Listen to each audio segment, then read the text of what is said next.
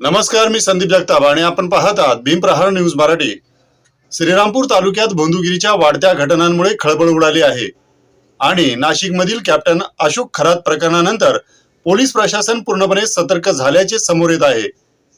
श्रद्धा आणि अंधश्रद्धेच्या सीमारेषा धुसर होत असताना काही बंधुबाबा नागरिकांच्या भावनांचा गैरफायदा घेत आर्थिक, मानसिक आणि शारीरिक शोषण करत असल्याचे धक्कादायक प्रकार उघड होत आहेत।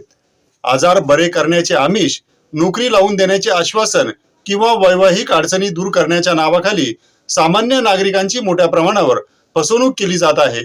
इतकंच नाही, काही ठिकाणी महिलांवर अत्याचार झाल्याच्या तक्रारीही पुढे आल्या आहेत। यामुळे संपूर्ण तालुक्यात भीतीचे वातावरण निर्माण झाले आहे। या पार्श्वभूमीवर अप्पर पोलीस अधीक्षक सोमनाथ वागचौरे यांनी नागरिकांना स्पष्ट आवाहन केले आहे। कोणत्याही भोंदूबाबाच्या संशयास्पद हालचाली दिसल्यास त्वरित पोलिसांशी संपर्क साधावा। नागरिकांनी भीती न बाळगता पुढे येणे गरजेचे असल्याचेही त्यांनी सांगितले आहे।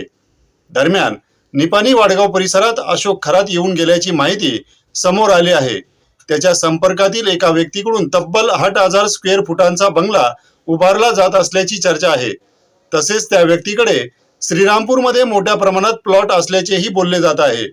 ही संपत्ती अचानक कशी निर्माण झाली याबाबत स्थानिकांमध्ये चर्चांना उधाण आले आहे। महत्वाची बाब म्हणजे या संपूर्ण प्रकरणाचा तपास आता SIT कडे सोपवण्यात आला आहे। सूत्रांच्या माहितीनुसार काही बड्या पुढाऱ्यांना चौकशीसाठी बोलवण्यात आल्याचे समजते।